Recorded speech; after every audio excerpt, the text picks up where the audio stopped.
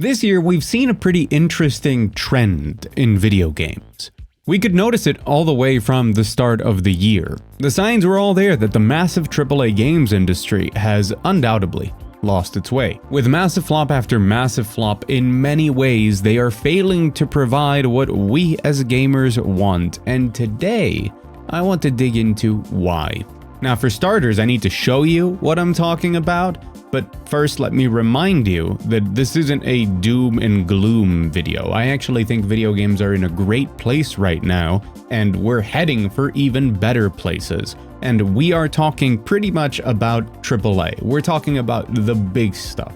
Indie games are thriving, but AAA, and specifically Western AAA, is having a lot of issues, and there is proof of that. Before we get into all of that though, hi, I'm Mug, and if you're new here, welcome, and if you're not new here, welcome back.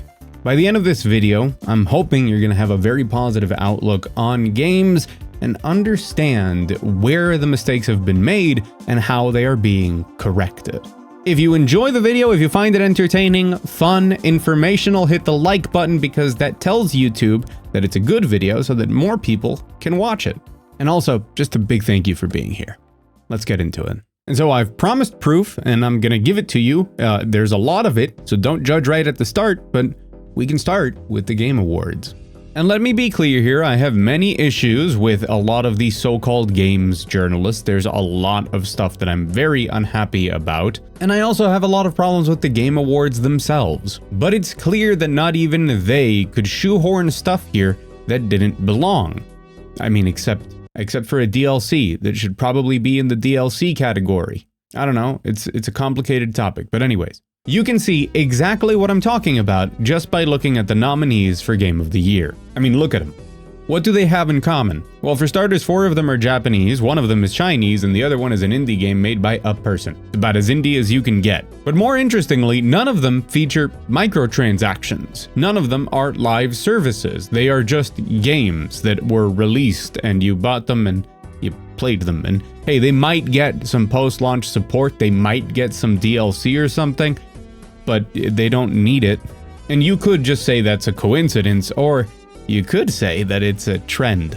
And yes, this is just the big award, but that trend is all throughout. If we dig deeper into some of the standout games of the year, it's just the same story. The Silent Hill 2 remake, which surpassed expectations, is made by a small Polish team, Bloober, and they're using Konami's property, a Japanese company. And as a very double-A studio that Bloober is, they surpassed every expectation with that remake and I think have put themselves on the map. Stellar Blade is the first AAA game made by Shift Up, which is a South Korean studio that previously was making a cash cow gacha game. And the actual team that made Stellar Blade is a AA sized team.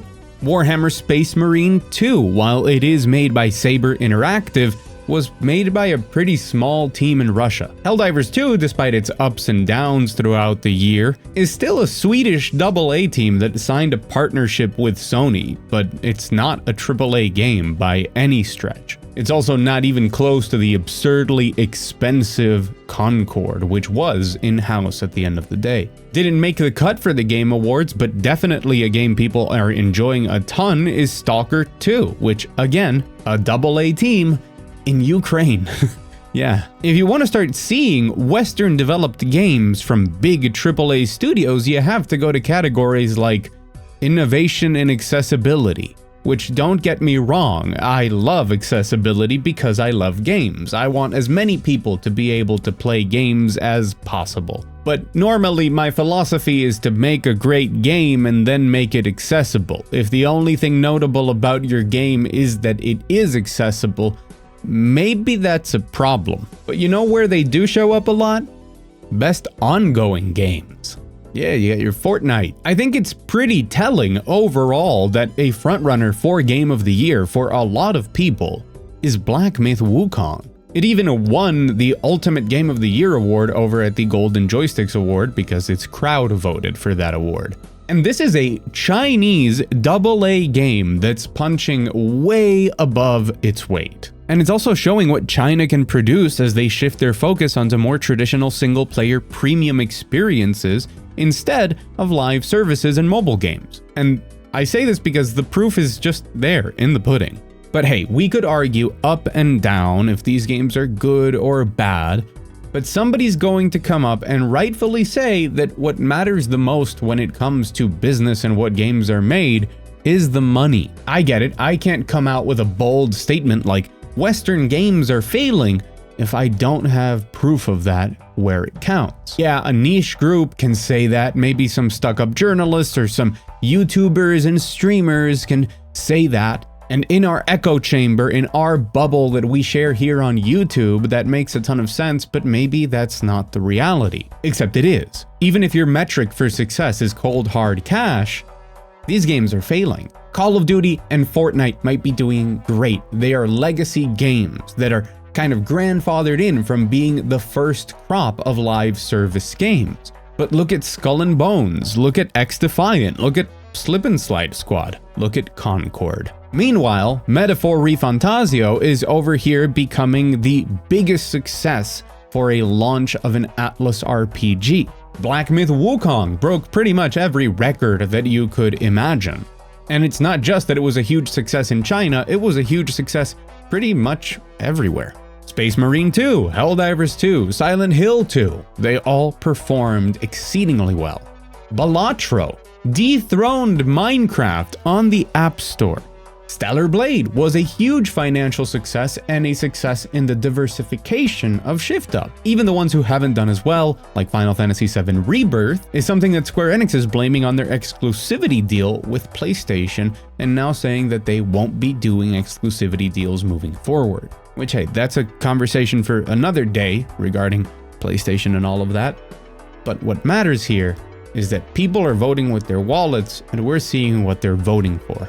And so to really understand what makes these games stand out, why these countries, why certain studios and smaller developers are producing games that are successful both financially and critically and with fans, we need to understand one really important thing: sustainability. I think this is a word that a lot of people still associate with like cardboard straws and making sure that things are eco-friendly, installing solar panels or something, but before we had environmental sustainability, there was always financial sustainability.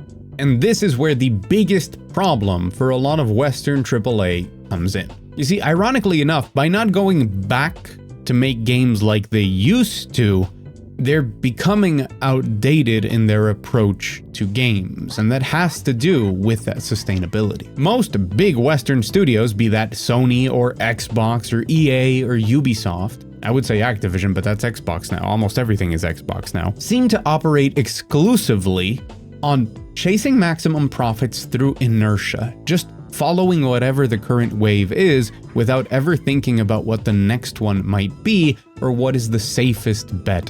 Actually, it's as if when live services started making boatloads of money, the priority became to make live services at any cost, despite the fact that there's a limited amount of people on the planet and that those people have limited amounts of time, and that you're trying to enter a market where a lot of people are either already in a game or once they burn out on it, they don't want to go to a new one. Especially when the way that these games make so much money is by kind of feeling like a job, making sure that you spend more and more time on them so that you can justify spending money on them.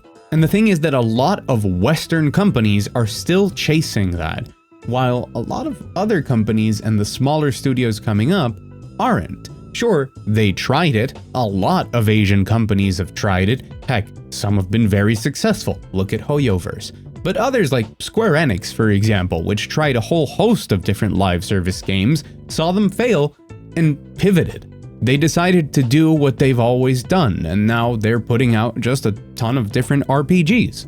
They might still throw out a project or two here or there, but that's not what they're putting out, at least in its majority. It's really funny to compare with something like Sony, which I'll keep saying had 12 live service games lined up, and then they downsized into just 6. and we've had Helldivers, and we've had Concord, so we're still waiting on another 4. You can see the difference of where the priorities are. They reverted to the tried and true system. Make a good game, sell it. No season passes, no microtransactions, no ways of keeping people hooked on it, and the most important thing is not trying to implement those hooks in places where they don't belong.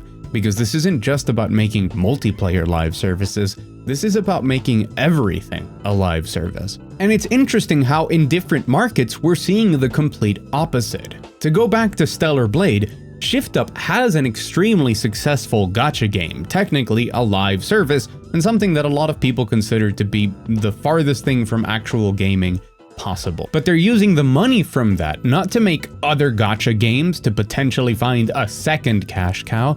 No, they're diversifying by going into the AAA console space, and hopefully to PC soon as well, because that's just a smart business decision. Sure, you get to make a great game without all of the microtransactions and really know what your customer base wants, but you're also just covering your asses financially as well. And that's the thing with sustainability. You can't spend absurd amounts of money on projects trying to compete because the risk is too great. So you have to minimize the risk, and that before used to lead to things like very stale sequels. But now it either leads to very awkward games that are stuck somewhere in a limbo, where they're kind of a risk but also safe just enough for them to gaslight gamers into why they failed, or alternatively to nothing at all. If you're going to take a risk, you might as well go for the best potential return. I mean, we've seen it time and time again. Even when a game is risky and successful, something like Hi-Fi Rush, they don't capitalize on it and instead say that it was a waste of money because it didn't make enough money back. It was successful, but not successful enough. And that's really a matter of perspective on sustainability. When you have to report the maximum amount of profit for every dollar you put in, when your goal is to compete with the interest rates offered by any other potential investment, you lose a lot of the things that make video games special. It's not about making enough money to make another game. A philosophy that, for example, Larian Studios is following after their success with the Divinity Original Sin games and now Baldur's Gate 3, which is, hey, we kept the lights on, now we can go bigger and better. That's how it used to be. That's how a lot of companies ended up where they are today. Publicly traded companies, desperate to please shareholders. And for that, you can only choose the things that can make the most money. And that means creating games that want to force players into playing them so that they spend more and more money with more and more monetization schemes. There's this pretty famous quote that goes around and is often misquoted about live service games, and it doesn't matter what the exact one is, but it goes something like, it's worth making 10 live service games and having 9 of them fail, because if one succeeds, it's gonna make all the money back and then become a successful revenue stream. And that's true, but it ignores the other consequences, not to mention the context we talked about before of like, this isn't an infinite market. But the first real problem with it, the first real consequence of that being true, is that it means there's no reason to make anything except live services. The second problem is that actually, eventually, all 10 will fail. And then, what are you supposed to do? And listen, this isn't a rant about how I hate live services, because I actually don't. I know it might seem popular to be like, oh, I hate live services, they're the worst thing in the world, but I kind of like them, and I think that they're a logical evolution to a lot of different things. MMOs, competitive multiplayer games, I believe that they really should only work as live services. It's fun to be in a community where things are constantly changing and evolving, and we do want new things all of the time. I prefer that to playing the same 4 maps over and over and over again or something. My problem isn't the live service concept itself, it's the idea of making people addicted to a game in order to keep milking them for money, and how that isn't just about multiplayer games, it's about putting that into everything. Look at Ubisoft and their new idea for the Animus Hub for Assassin's Creed. Basically, a metaverse-style thing that connects all of the Assassin's Creed experiences with interconnected battle passes and season passes, so that you spend all of your time in the Assassin's Creediverse jumping between the different experiences that they provide. Basically, what Fortnite is trying to become with all of the different games inside of it, a platform that you can then make an addictive experience, a place where you spend all of your free time so that you justify spending your money. That is the priority, not making good games. But once again, the proof is in the pudding. The games that are finding success are not the ones pushing their live service ambitions, or maybe more accurately, delusions on us. They're the ones that are offering experiences like we used to have. Video game-ass video games. And the ones that are failing, the studios that are closing, are the ones chasing the live services.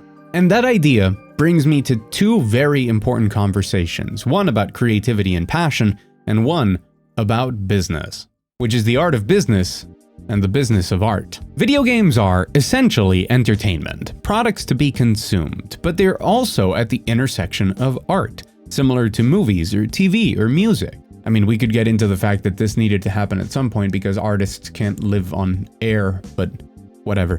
What I think is unique about games is that they're much less black and white than those industries. In music, you have the top songs that get all the airtime, and while there's always big subgroups, be that rock, rap, R&B, whatever, it's pretty clear that the top 50 will be everywhere, and by comparison, everything else is much, much smaller. Major Hollywood movies follow a similar pattern, as does TV. In video games, I think historically and even now, it's much more fluid. The artistry and passion that gets put into games, something that is often missing in those top 50 hits or major box office victories, tends to make them more successful. I like to think it's because the overall average of gamers are more informed consumers. Games are more expensive and they are bigger time commitments if you want to get value out of them, which leads to people having more research before actually committing to buying a game, and also being a lot more picky with the games that they give their time to, especially as the age of the average gamer keeps going up. And we see more and more how a lot of the traditional things that have worked for Hollywood or for the music industry don't work the same in games. There is no pre-established formula of marketing, plus enough of a product that's bland and all-consuming for people to enjoy that can guarantee success. In games, much more often, we see breakout successes, games that come out with passion, where word of mouth and where press and YouTubers and forums make them blow up more organically because they are great and not because they had a plan to follow. Metal Gear Solid, as an entire franchise, should not be an icon of gaming, given its incredibly heavy and dense political themes. It's just not something that you normally associate to, yes, everybody should play this. Baldur's Gate 3 is a D&D game made by an indie company, and it's firmly rooted in something that culturally is associated with being a social outcast, a complete nerd. And it shouldn't be an icon, but it is, and it's awesome. An action-adventure game about a monkey with a staff shouldn't be competing with Big Dude Bro military game number 27, at least not in those other worlds of movies or music, if you can translate the analogy. But Black Myth Wukong does compete, and not just in its home culture, where that monkey and that staff is actually really important, but worldwide. The creativity and passion, the desire to innovate, to use technology to explore things that have never been explored before, is at the heart of video games. They are a combination of expression and design and technology and art and business. And when it's all done together, to me, it seems like that's the safest bet to have a success on your hands. It's hard, it's very difficult, and to a lot of people, it might just seem like dumb luck that something triumphs or fails, but I think it isn't. In the endless pursuit of the next way to monetize, to report the most money, in the chase of minimizing risk by, funnily enough, maximizing it, games have become boring, formulaic, and repetitive. And that's also how they failed, because the consumer keeps telling them that what they're looking for are great games, and those things aren't associated to great games. And sure, somebody's going to tell me that Call of Duty is selling spectacularly well, but that's Call of Duty. You leave it be. The problem is that somehow, almost 20 years later, everybody's still trying to make the next Call of Duty. Except what Call of Duty is keeps mutating, and every time it switches, one big thing gets to stay in that spot, and everybody else keeps chasing the next one. Eventually, we're gonna run out of spots. And this is where the business part intersects, because you can't just start chasing that over and over again, and as you fail over and over again, be surprised that you did. These live service games and all of AAA has become increasingly expensive. Longer, more complex games with better graphics, but that also need to appeal to wider audiences so that they make that money back. Or live service games that need to hit it big. And a lot of that cost can be substituted with genuine passion on smaller, cheaper projects that, instead of depending on player counts to live or die, can just exist. Endlessly, timelessly, they can be experienced for generations, which also means that they can make money for generations, by the way. There are a ton of smaller projects by smaller studios that had way lower budgets that are still being sold for full price. Or not, who knows, and who cares? What matters is that those systems can be sustainable, and that is a smart business decision. They allow people to have jobs creating things that they want to make, and then they make that money back, allowing them to continue creating. Hopefully bigger and better, and pretty much everybody is happy. That's how it's supposed to be. Instead of forcing people to make games that are designed to maximize profits by making players feel like they're signing up for a second, third, or fourth job, and that the games and experiences themselves are going to disappear as soon as people get tired of it, and they'll never be discovered in the future because they'll be gone. But I think that today, more and more people are realizing this.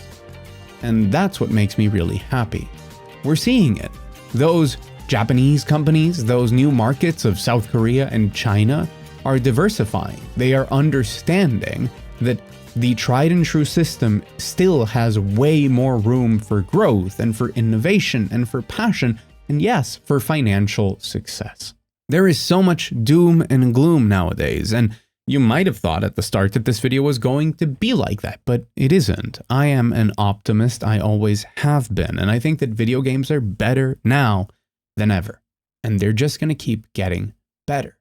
The more that people realize that these systems work, that making smaller budget games, AA games, that having smaller studios with passion trying different projects out is a sustainable path to financial growth, means that we'll be following it more.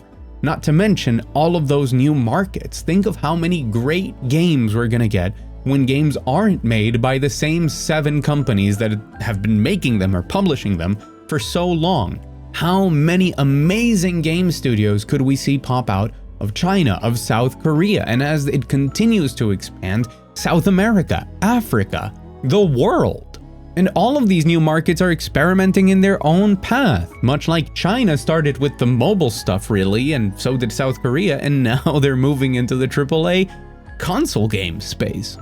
And since the market is rewarding that, we're just gonna keep getting more of it, you know, the good side of globalization. At the same time, the indie scene is exploding with vibrant new ideas and games all of the time. An overwhelming amount in both quantity and quality to fit pretty much any niche that you might have. And even if you want to look for a sliver of change in the old misguided dogs that have been leading the pack for way too long, EA might be making some smart decisions with things like Dragon Age: The Veilguard, which is, in my opinion, not a good game, but it does hold one thing over something like Concord, and it's that for maybe years and years and years, people will find the game, discover it, even give it money, and enjoy it. Because they made a complete game and shipped it instead of the live service disaster that they originally wanted to do with that. And what we're seeing in real time is the market correcting itself. And while the effects of that correction might take a while, it's coming. We're going to see how games get better and better and better and stop obsessing over the maximum amount of profits, not because they're going to have a change of heart that allows them to do things better, no, but because that chase is unsustainable. It is gambling. And at the end of the day, shareholders are also going to prefer something that is more financially stable. I mean, as long as it's over any other investment that they could make that has a standard and very safe amount of interest. And it's complicated, but I'm sure of it, okay? I did the maths. So look, this last year, I got to experience amazing games. And I'm sure you did too, in a list very different from mine. I got to play Final Fantasy Rebirth, a game that had no business spending so much money and just the strangest but most fitting ideas. And I love it for it. I spent hundreds of hours defending Super Earth and laughing with absolute strangers. I became obsessed with becoming the best Lily in Tekken 8. I spent 300 hours fighting in the New York of Deadlock. I cried and pondered about the meaning of art and that which divides us in a brand new world in Metaphor Refantasio. I rediscovered my passion for game design analysis with the brilliance of every moment of UFO 50. I blasted Tyranids in Space Marine 2 and was reminded how much fun the Gears of War multiplayer was. I remembered that excellent game design just never goes out of style while crawling through dungeons in Romancing Saga 2. I built up an army in Unicorn Overlord. I spent hundreds of hours building factories in Factorio and Satisfactory. I physically hurt my butt from playing too much Balatro, and then I physically hurt it again but on the toilet when it came to mobile. I played and beat over 80 PS2 games for a couple of videos coming up, and I loved every minute of it, and the year isn't over, and I didn't touch on even half the games I played. This year, like any other year, I've been excited to jump into gunfights online and terrified of jumping into gunfights in the exclusion zone. I've experienced moving stories and brilliant game design. I've had a blast everywhere from in the sky to space to underwater. And the year isn't even over. And there's a lot of bad going on in the world and in games. Let's not sugarcoat it. But there's stuff that's happening all of the time, and a lot of that is bad.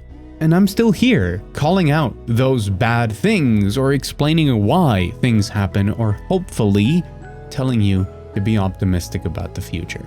There is out-of-control greed consuming parts of gaming, and it's important to talk about it. But it's important to also reward all of those taking a different path, taking chances, because it's how this terrible situation fixes itself. It's how great games come to be, and then how we get to support them and have more of them. And I hope I've explained that in an entertaining way, because yes, there is a lot of bad, there is so much good. I've done a lot of things this year. I've worked a ton at my day job. I've gone through incredible personal trials, and I've played a lot of video games. But the most important thing I've done this year was this YouTube channel. This isn't the end of the year, by the way. There's still like a ton of videos coming, the regularly scheduled sort of stuff, but I thought it was appropriate to say it this time around. That this year I also spent a lot of time writing and thinking and talking about games with people and editing. And you spend a lot of time watching that. And I thank you. It is a dream come true, and I mean that. I used to be some little kid who dreamed of working at IGN or something like that, and I could have never imagined, with all of the choices I've made in my life, that I would end up here. And I owe everything to you for making that dream a reality so far. And a very special extra thanks to my patrons, people who go above and beyond to financially support what I do so that maybe one day in the future, I don't need to have a day job. That is actually a pretty big impediment to making videos, but whatever. The point is that I'm eternally grateful. It has been an incredible experience to share this year of games and news and everything with all of you. And I hope that in this bright future that I keep telling you is coming, I'll be here to walk through it, play the best games, talk about the mistakes, and have a great time. Because yes, Western game making, especially the AAA type, has failed. It's constantly failing at this point, but I do think that they're learning, and if they don't, I don't think we're gonna miss them too much. Thanks for watching. I've been Mug. Go out there, enjoy some great video games, and as always, I'll see you again very soon.